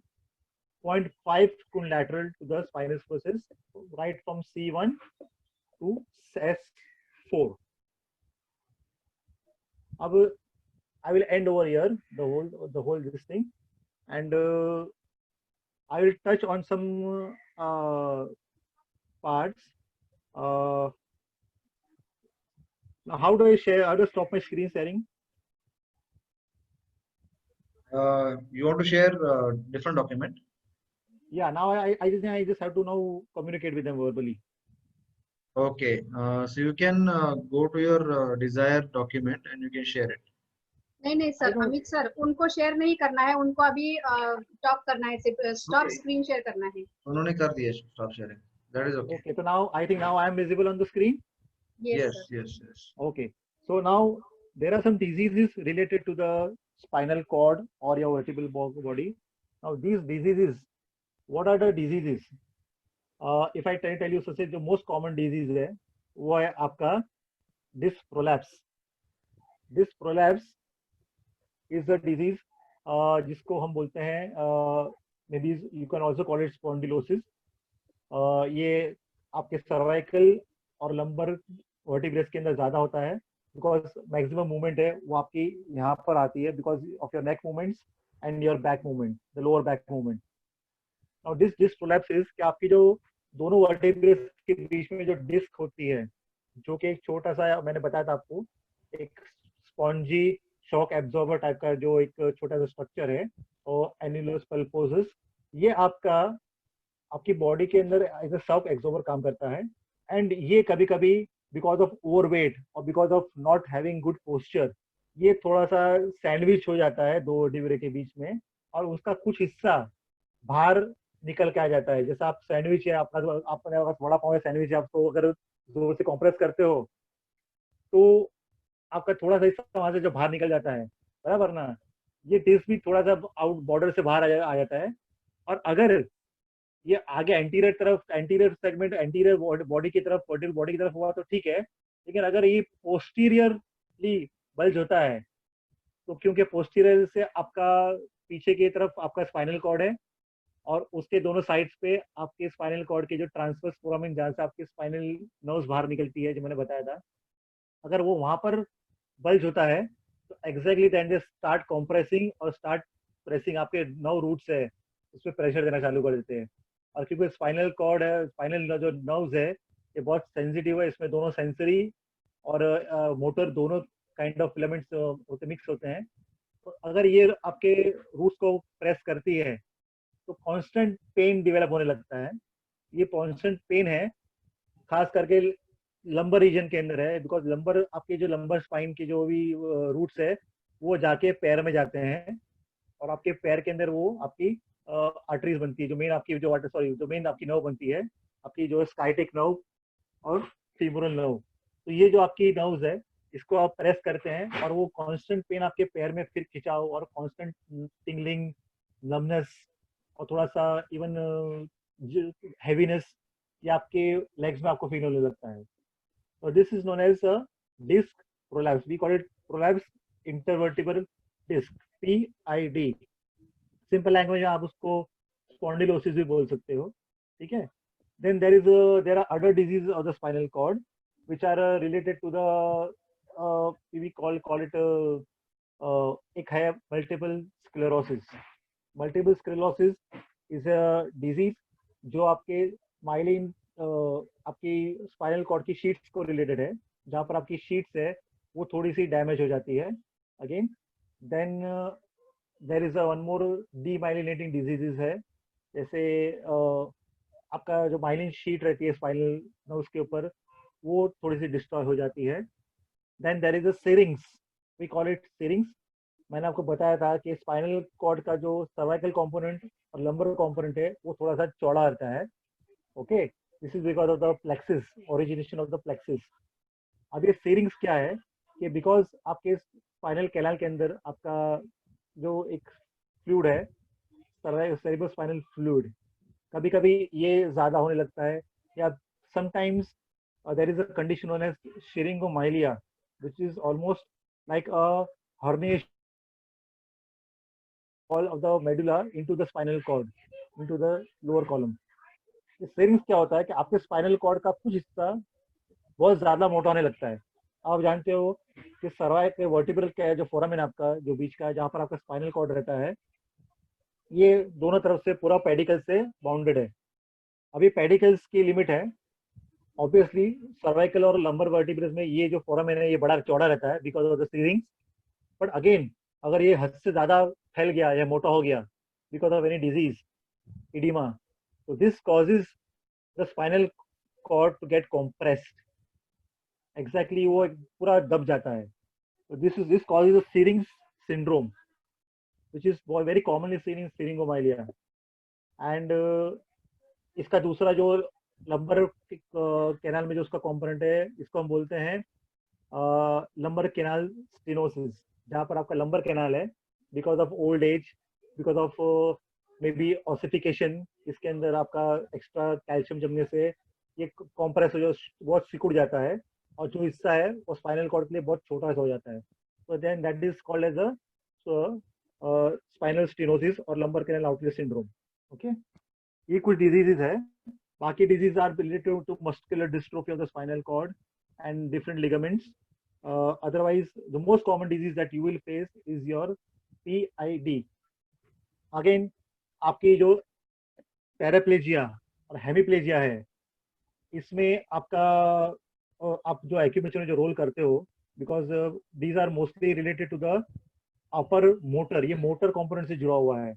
Again upper motor, hemiplegia paraplegia is related to motor component, upper motor means इसका ताल्लुक सिर्फ आपके motor nerve size से है. Okay, और जिस level तक आपका स्पाइनल कॉर्ड में या ब्रेन में आपका मोटर नर्व रूट्स जो है, जो मोटर एंटीरियर हॉर्न्स है, जो डैमेज है, उसके नीचे का हिस्सा आपका पैरालाइज हो जाता है. ओके, तो this is mostly in the brain when it is related to the maybe the anterior columns or the brain, it is motor, upper motor. और जो स्पाइनल कॉर्ड के जो एंटीरियर कॉलम्स डैमेज हो जाते हैं तो it is called as a lower motor. Okay, hemiplegia is again upper motor, or if there is a paraplegia can be lower motor, because आपका अगर स्पाइनल कॉर्ड आपकी कोई समझो आपका इंजरी हो गई, आपका एक्सीडेंट हो गया और आपका समझो लोअर आपका जो है पैर है ये पैरालाइज हो जाता है, that can be because of the lower motor, because of the spinal cord, वहां से आपका स्पाइनल कॉर्ड का समझो आपका कनेक्शन जो है कट हो जाता है. So these are the different diseases of the spinal cord.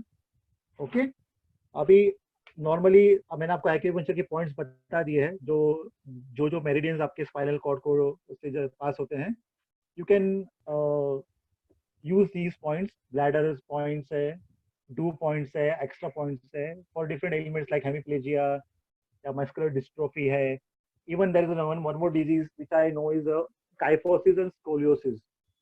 Kyphosis means किसी को आप देखते हो बाई एज, और that can be physiological because of age also. बहुत लोग की स्पाइन आगे बेंड, बहुत लोग आगे बेंड हो जाते हैं, झुक जाते हैं एकदम, बोलते हैं जिसको एकदम बैक एकदम आगे की तरफ आर्क हो जाती है, एकदम कुमड़ा बोलते हैं इसको, कुमड़ा. This is known as kyphosis. Physiologically this can be because of old age also. And the second part is scoliosis. Scoliosis मतलब आपका स्पाइन जो है वो अब बोलेंगे थोड़ा जिगजैग हो जाता है, लैटरली जिगजैग हो जाता है, मतलब थोड़ा टेढ़ा तिरछा हो जाता है. तो ये भी होता है because of bad posture, because of degeneration of the bone of the spine. ये सब चीज से स्कोलियोसिस हो जाता है, जहां पर आपका स्पाइन थोड़ा सा आपका लाइक अ स्नेक, लाइक अ लैटरली तिरछा आधा टेढ़ा हो जाता है. These are basically postural disease of the spine. Otherwise, I think I have covered most of the part. I think I will leave this now open to question answers. That is better.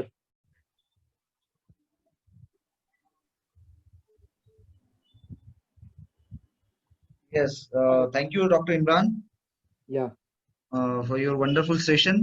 And मुझे लगता है एक technical subject था, लेकिन आपने काफी अच्छी तरह से समझाया. So अभी हम लोग we will go to the question and answer session. तो जिस किसी को भी डॉक्टर साहब से सवाल पूछना है, please raise your hand and then we will go one by one.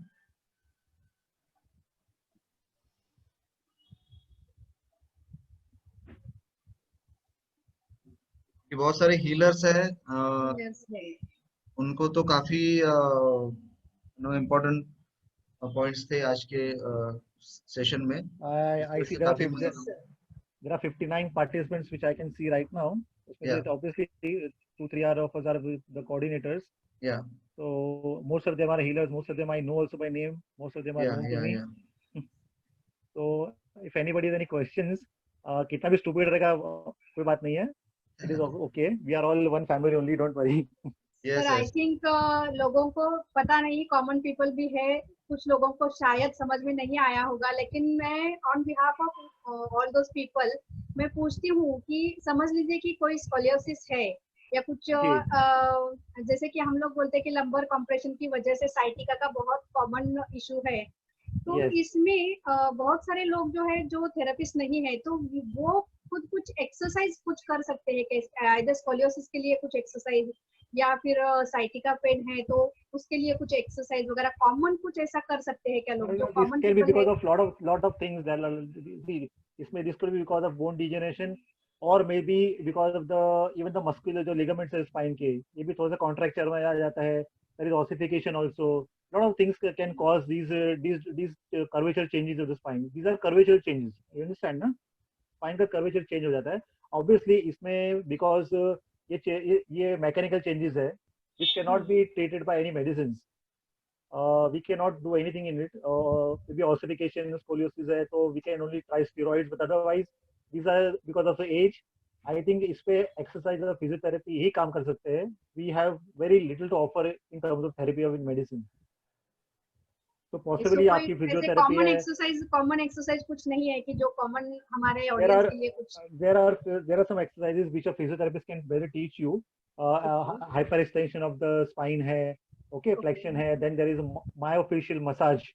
जो नॉर्मली अभी अभी जैसे मैंने बताया एक्यूपंक्चर की जो एक्स्ट्रा 21 नंबर पॉइंट्स है, which is a series of 28 points along the spinal 0.5 along the spinal. You can always try to trigger those points with your thumbs. Okay, even you can give moxa, other forms of stimulation, and these things can help in maybe elevating the symptoms of the scoliosis, because this is a progressive disease. Progressive means ये as age के साथ में ये progress होते हैं, ये कम नहीं हो सकते. Okay, you understand? So better to manage them with these things.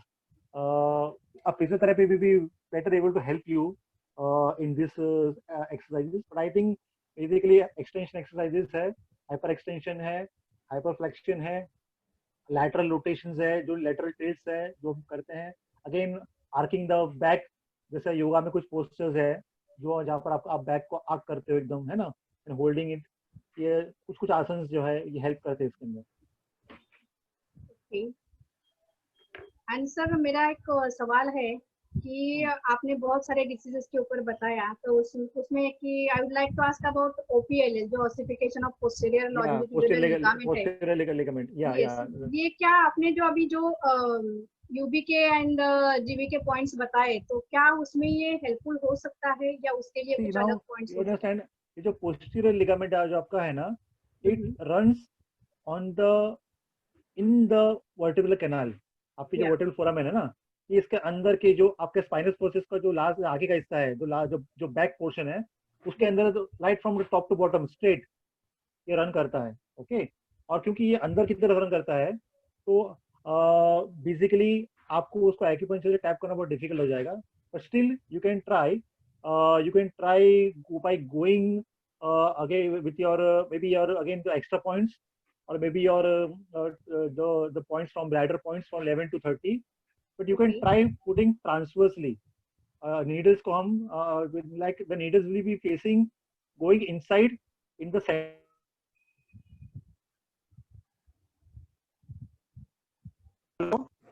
Am I audible? Yes, you're audible.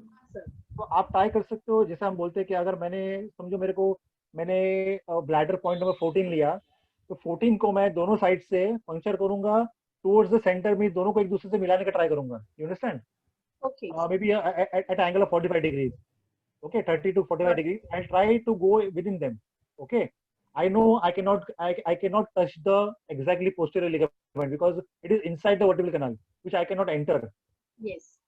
Okay, but maybe you can still try. Okay, and maybe you can try the moxibustion, which is a radiating, penetrating stimulation, which might be able to affect the posterior ligament. Okay, sir. Okay, thank you very much. Okay, we have a few hand raised, so we'll go one by one. So we'll start with Shreya Verma. So Shreya जी आप अपना सवाल पूछ सकते हो. Please unmute yourself. Yeah, Shreya. Yeah, hello. Yes. I had a question. I had actually two questions. Yes. One was that I had a cervical injury like way back. So for my cervical injury, I had lost my right hand grip. And Okay. after that, I resumed my right hand grip. But like I was in Finland where I was given a like I was given a physiotherapy manipulation.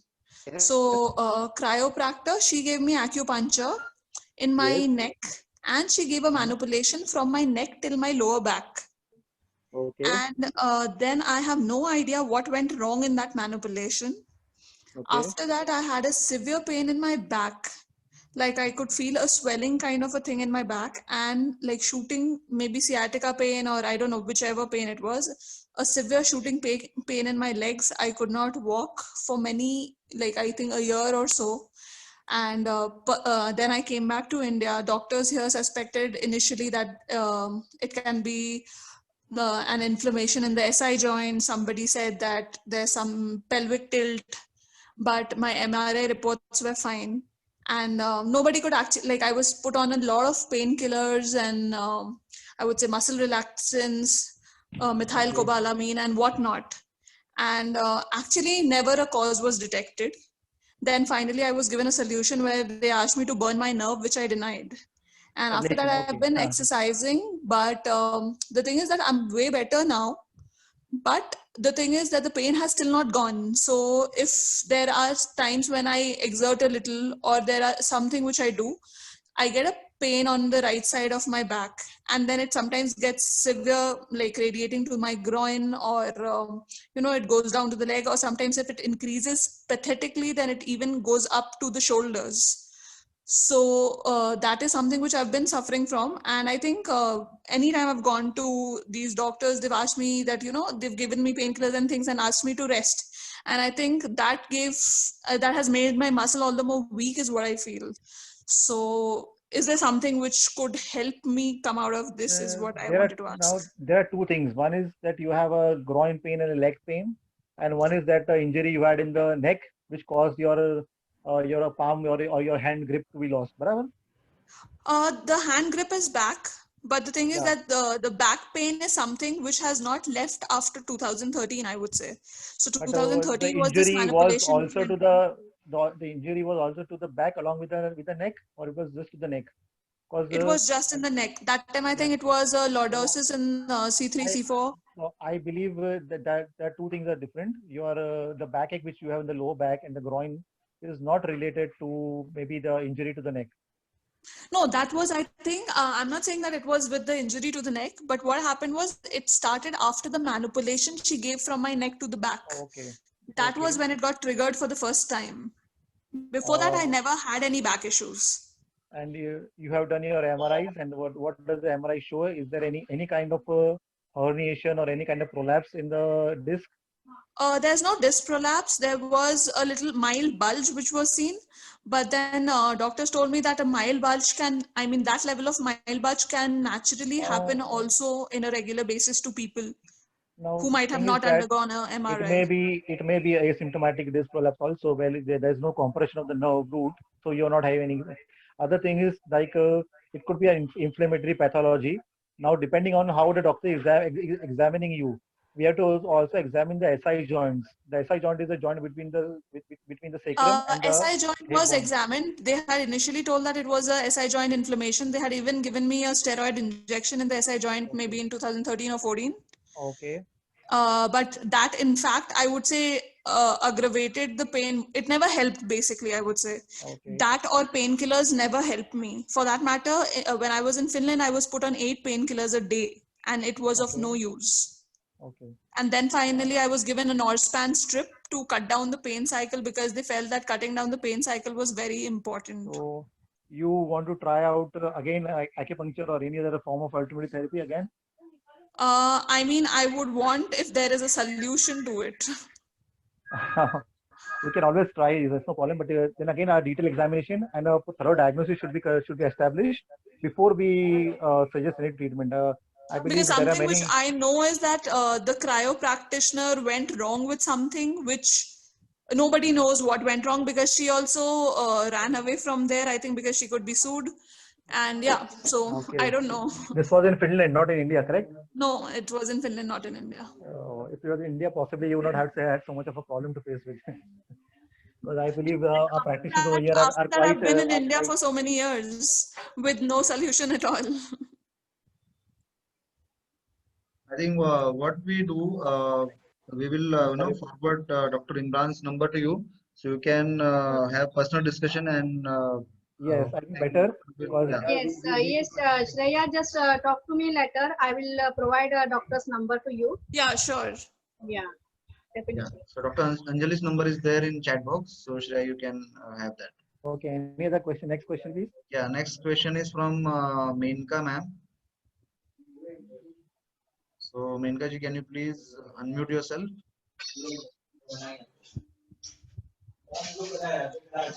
Hello. Yes. Yeah, this is Jithalan. Hi, Dr. Imran. Hi Jethalal बोलो बहुत दिन के How are बाद you? Come come How are you?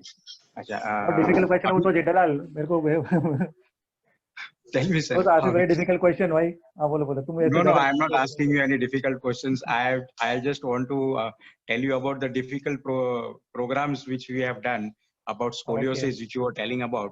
I had just okay treated a okay patient of scoliosis, 2-3 patients. In that one okay severe case was there where the whole spine was in the shape of S. okay And the okay girl was of 15 years in SST, and in only 15 to 20 sessions we had done okay a very good treatment where she couldn't sit for even a 15 to 20 minutes without the steel box okay for the whole okay chest, which was okay given for the whole back and all. the brace I So know in okay these 15 to 20 sessions I had done for this acupuncture, pure acupuncture. And in 8 to 10 days, she could sit for 4 hours for her studies. I And, will tell after, request Anjali madam to have one lecture from you also that we can also have no, I cannot give you any lecture because I cannot prepare those type of things which you can prepare, sir. So I then am also very sorry. if you can share your knowledge and of experience of sharing, it will be useful for the entire group, I think. Okay. Main thing is I can practically give the treatment. I cannot really teach anybody at present in that scenario, whatever is going on Facebook Okay. and all. So the only Okay. thing I wanted to share that the things can be done with acupuncture. There are really marvelous results going on with these things. Yeah, I believe Of those things which acupuncture, cannot be treated with the as medical much as system. as much as I Exactly. know, because all these spinal problems, the vertebrae problems are mostly because of mechanics, ergonomics, bad postures, and the other things are all autoimmune, which is where neurological symptoms are all physically there is no medical aid to it unless we just supplement it with like methylcobalamin, vitamin B12, other channel blockers. So there is nothing much we can offer. I think the best treatment would be to go through any of these alternative therapies. Acupuncture, Main thing, acupressure, as all these are, yeah. as per now, the lady was speaking about the Miss Shreya. Yes. Whatever the things must have happened, because whatever I have seen, a person who has been operated, if it is not taken care, because in that the manipulation is a very rare case which has to be done. But yeah, in acupuncture, I think so there are results, but a person who is giving the treatment has to be I would seen. The suggest that diagnosis has to be done. I would the thing because I'm in the acupuncture field and I'm teaching in this field to a lot of there are very students who are being who learn from me. I would advise one thing that I understand that you are not from a medical background, but at least try to establish diagnosis first. You can use the help of the investigations which are there, the radiological investigations like X-rays, MRIs, even the now studies, NCV now conduction studies. Many a You can times, take help of see, these. sir, I have seen many a times in MRIs there are defects in the problems. There are the problems in the Okay, spine, now but in these are the report cards there are written that there is nothing because that person is having pain and everything. There is a bulge also, but because of some doctors who have written some prescription, in because of that the report there are cards two which things. are coming, the I tell you written two things. there is One nothing. is It is one totally is clear. one is clinical examination, and one is supporting it with your radiological examination. Correct. So if I have an index of suspicion of some clinical disease which I already in my mind, I'm only trying to confirm it with a radiological investigation. And the other thing is when I'm doing acupuncture to these patients, normally I have a lot of backache patients to come to me. I've treated more than 2 dozen patients with prolapse disc in the lumbar region, and all of them have been saved from the operation theater, operation bed. Okay, Now the thing is, I go very systematically. Which I study their MRIs properly. I see which nerve root, which component of the nerve segment is involved, and accordingly I plan my treatment. I just don't go on the philosophical aspect of the acupuncture and just try nailing all the points that are just given in the books. It's very important to be very methodical in your treatment. I think you can use the MRI. You can also if the doctor is there is an orthopedic surgeon or a neurologist treating the person. I think you can also take his help. There's no point in not taking help from a qualified doctor. I think you can take their help, exactly pinpoint the problem, and maybe he can help you better understand the disease, and then better understand the disease will lead you to better treat the disease, rather Because than in just going to on philosophical norms and philosophical ideas. Okay. Yeah. Is there any other question? Yeah. Yeah, we have more questions. So can we move to the next? and, Yes. and Yes. Please do. I Yeah. had given only that in acupuncture there are results which you can understand that there are miracles in that. That is the main Yes, thing. sure, sure. Yeah. Thank you, sir. Thank you. Next is Mr. Deepak. Deepak is not there. So Galaxy J Prime is there. So I'm going to unmute. Yeah. Anybody who is wanting to ask any questions, please go ahead. Yeah. Are there any Yeah. questions on the Yes, message ma'am. box also? Yeah, good afternoon, sir. Good afternoon. So I'm Rupal here. My brother-in-law, he is diagnosed with congestive myelopathy. Hello? एक minute. Hello? Dr. Imran. Yeah, yeah. One sec, ma'am. Yeah. Dr. Imran is on mute mode. Unmute. Yes. Okay now. Yeah. Okay. Yeah. Yes, sir. So my brother-in-law, he is diagnosed with congestive myelopathy, embolization, where there are clots or blockages Mhm. in the lumbar area of the spine, just above the hip line. And Okay. I am a therapist, but not a pro therapist, but I can diagnose little bit over here, sir. And as per your guidance, you just explained UB11 and UB17. UB11 is for blood cartilage, bone cartilage, and UB17 is for blood. Yes. Correct. Yeah, sir. So should I start with the bone cartilage and Yeah. You can start. See now. UB11 is the influential point from bone and cartilages. Am I audible? No? Correct? No? yes, Yes. sir. Yes, but here the myelopathy is mostly related to the nerve sheaths. Okay, G. and here okay, cartilage you can take the help of those points, but I think you should target the points around the affected area, the area also. I think local points will help you better. But you can Okay. always try UB11. Okay, and this is I think you told congestive myelopathy, correct? If I'm not mistaken, correct? Yes, sir. Yes. Okay. You can take help of UB11 also. It will help. And 17 G, sir. also. Both can help Yes, you. sir.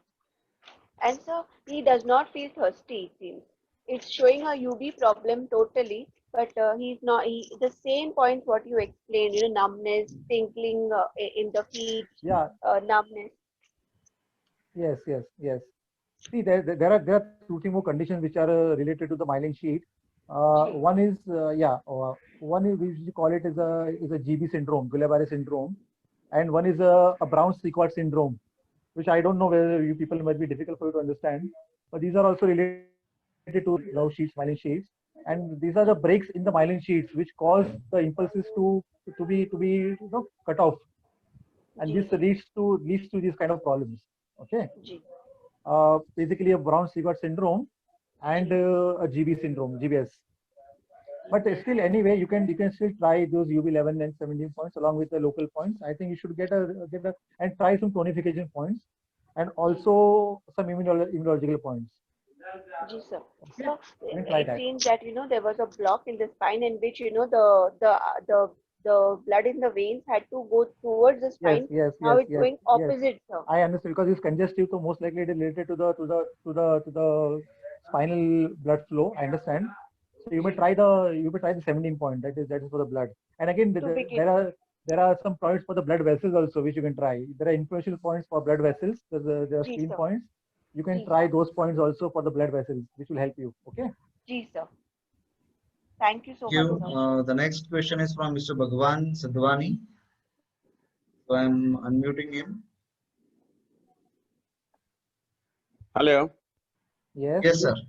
Yeah, hi. This is Bhagwan Sadhwani. Yes. Hi. Okay. The आवाज आ रहा है मेरा बराबर बिल्कुल? Yes, yes. Yes. Quite loud and clear. हाँ, या सी मेरे को करीब 1 महीना पहले जो है ना थोड़ा स्पाइन में दर्द हुआ. मैं सीढ़ी चढ़ रहा था तो थोड़ा झटका आ गया. उसके बाद मैंने रेगुलर थ्रू मतलब जो भी होते हैं चैनल्स होते हैं उसके थ्रू मैंने वो स्ट्रेच की एक्सरसाइज की और ये की तो अभी दर्द तो कम हो गया. बट अभी फिर मैं सेकंड स्टेज एक्सरसाइज कर रहा हूँ जो नी टू चेस्ट और ये सब जो कर रहा हूँ.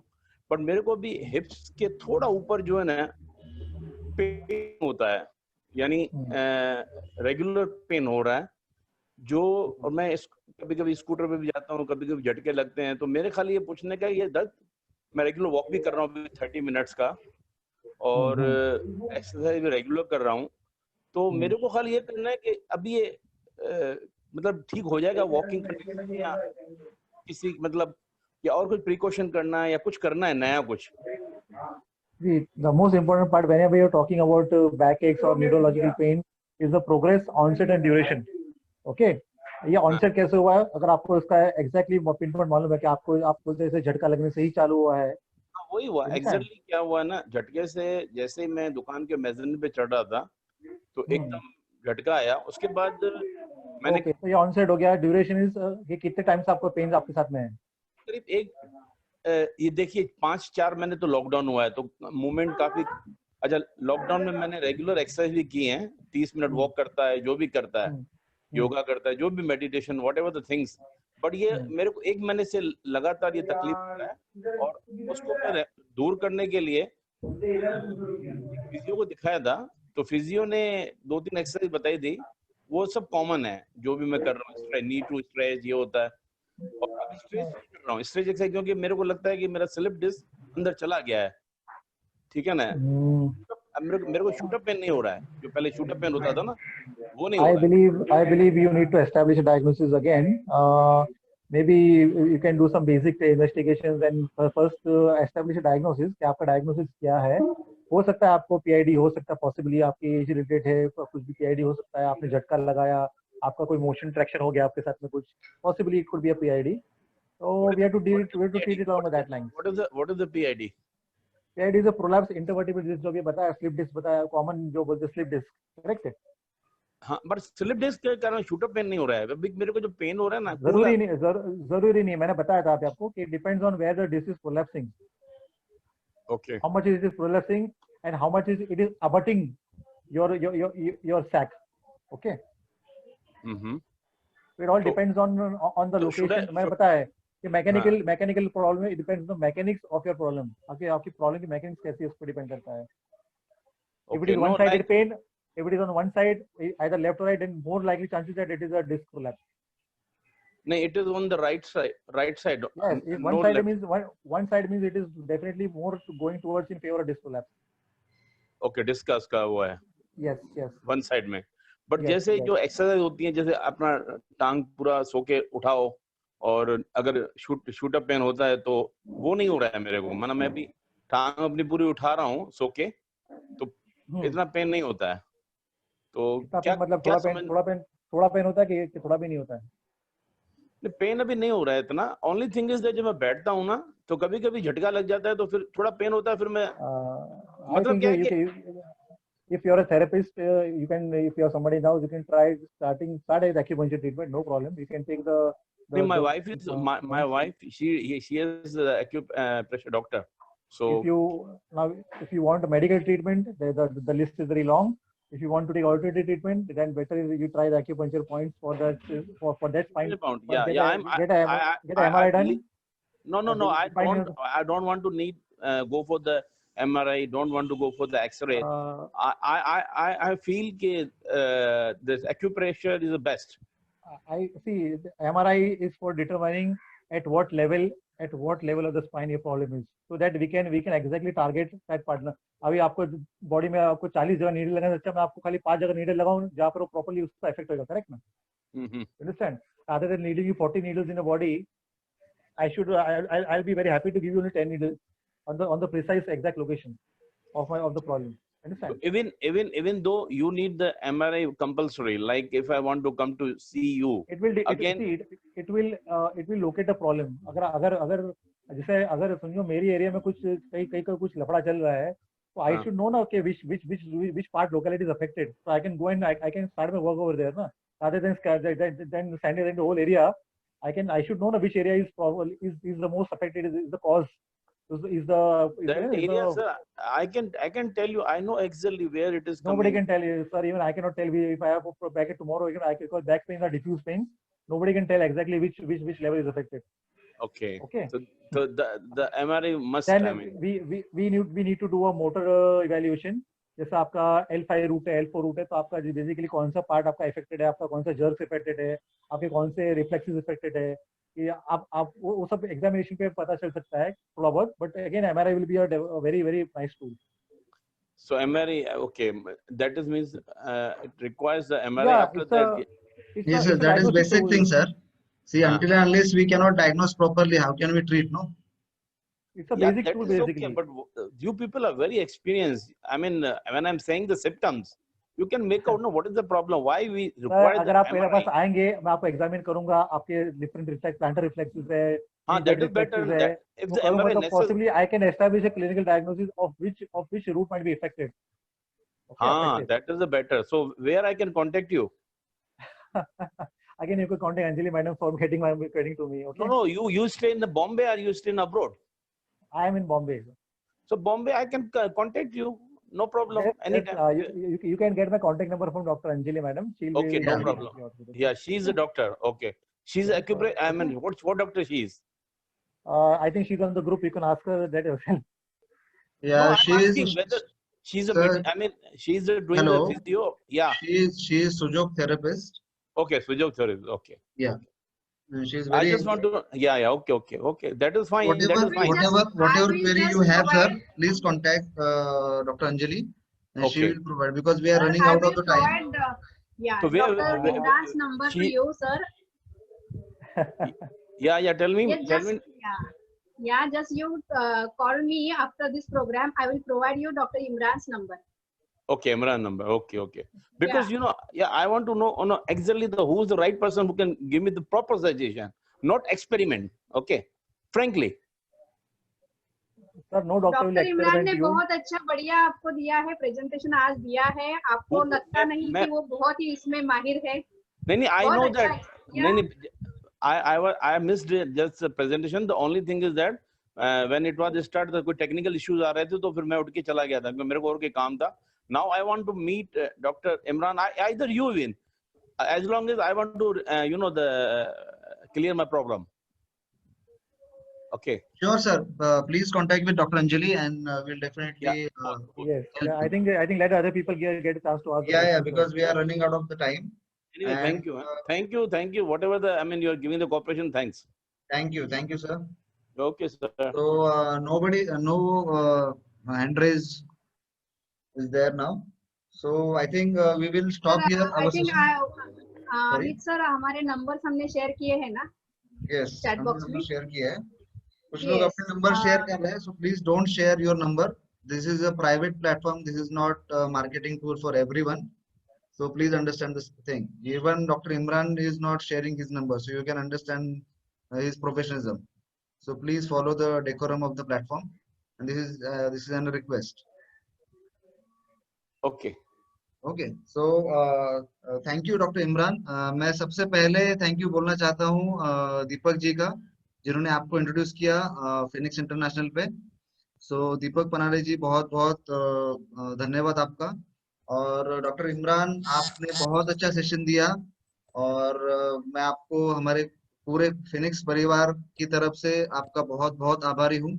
और मैं चाहता हूँ कि आगे भी हम लोग कुछ ऐसे सेशन करें साथ में, जिससे हम लोग आम आदमी को इंफॉर्मेशन दें. हमारे हीलर्स है, हमारे टीम फिनिक्स के जो मेंबर्स है, उनको हम लोग ऐसे ही कुछ इंफॉर्मेटिव सेशन उनको दे सके। Okay, thank you so much. Thank you so much. तो जो लोग नए हैं उनको मैं बताना चाहता हूँ कि हम लोग हर संडे हमारे सेशन रखते हैं, जिनके लिंक्स और जिनके अपडेट्स आपको अगर चाहिए तो आप हमारे नंबर्स पे व्हाट्सएप पे हमें संपर्क कर सकते हैं। इसके साथ ही हमारा एनुअल जो मेंबरशिप है वो भी ऑन है। You can directly contact with us and we'll definitely give all information to you. So इसी नोट पे हम लोग यहीं पे रुकते हैं। हम लोग अगले संडे फिर एक बार मिलेंगे एक नए सब्जेक्ट के साथ, एक नए सेशन के साथ और एक नए स्पीकर के साथ। तब तक अपना ख्याल रखिए। Thank you very much. Thank you so much, everybody. Thank you very much, Dr. Imran. Thank you. Same here.